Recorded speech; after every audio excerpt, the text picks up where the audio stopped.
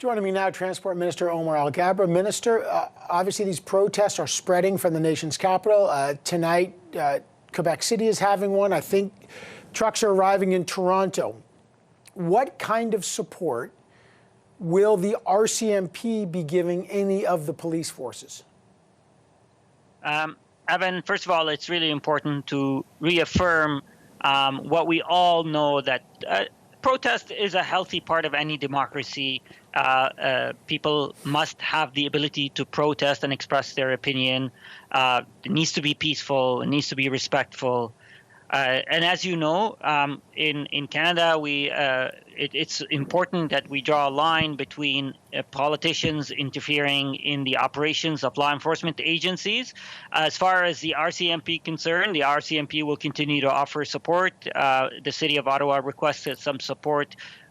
So we are enhancing, the RCMP is enhancing its support to City of Ottawa. And I know the RCMP is in discussions with other municipalities. I'm hoping that whatever protests take place, that it remains peaceful and respectful. Well, obviously, we don't know how big they're going to be in Toronto yet or in Quebec City. Does the government have any estimation? And I say that because the Prime Minister was asked, would the military interfere? And just so everyone knows, the military only interferes at the request of the provinces. So the provinces haven't requested it, but I guess is the military prepared to arrive if they get the request? Evan, let's be clear. Military is not used for dealing with protests. This is a law enforcement operation, and local law enforcement agencies are dealing with us. We trust their professionalism, and if they ask for support from the RCMP or the federal government, we will consider and offer support, but there is no role for the military here, Evan. Can we talk about the truck blockade in Coutts, Alberta, one of the busiest international borders crossings, forcing the delay of cross-border goods? I understand that there are some goods crossing. What is the federal government doing to ensure Alberta's supply chains will get a reprieve? And are you worried that these could spread? Evan, let me just say and give credit to Premier Kenney. Premier Kenney has been proactive on this.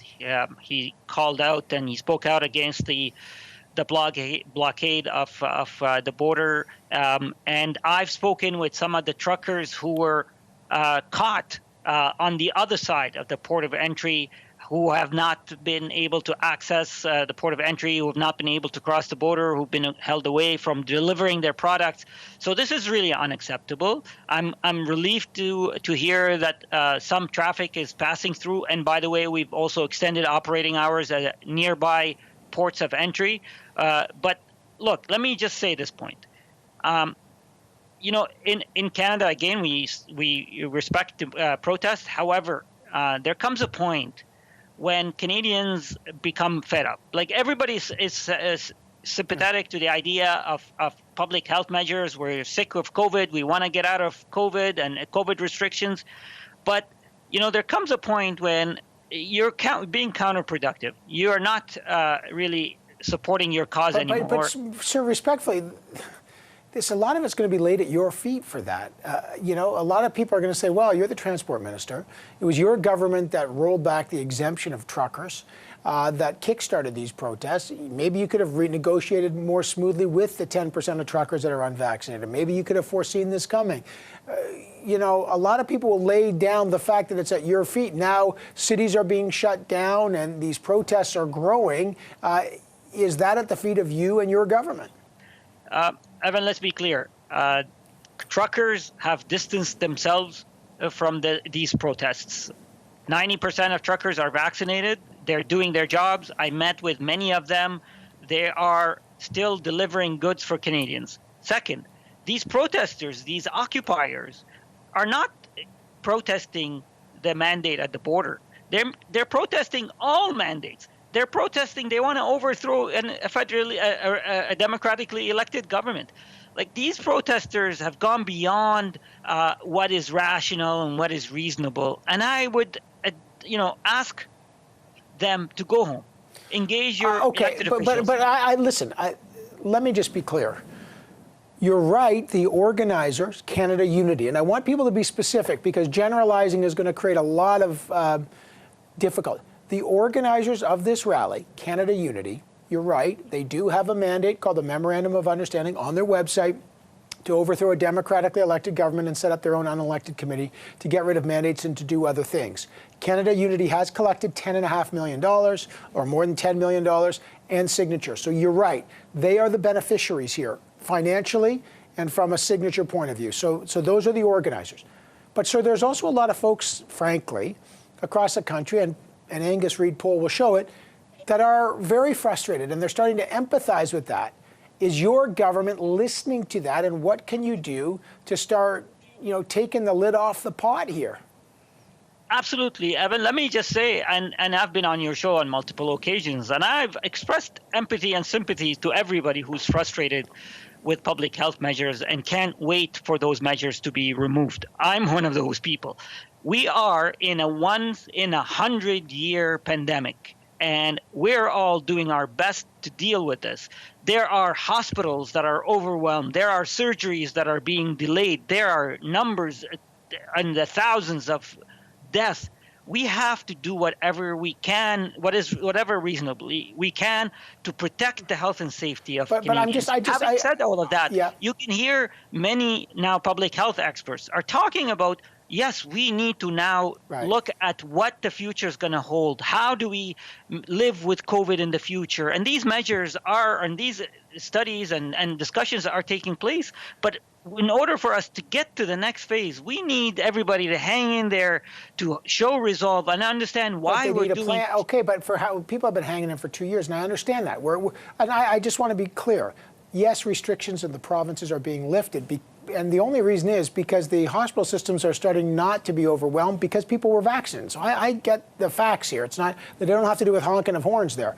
But have you had any discussions with the Biden administration about the border vaccine mandate? Because a lot of folks are saying, look, these 10% of unvaccinated truckers didn't contribute to the spread anyway. So get rid, give them the exemption that they've had for 2 years. The trucks go on, and we go around our business anyway. That's the way out of this. Have you considered that, or talked to the Biden administration?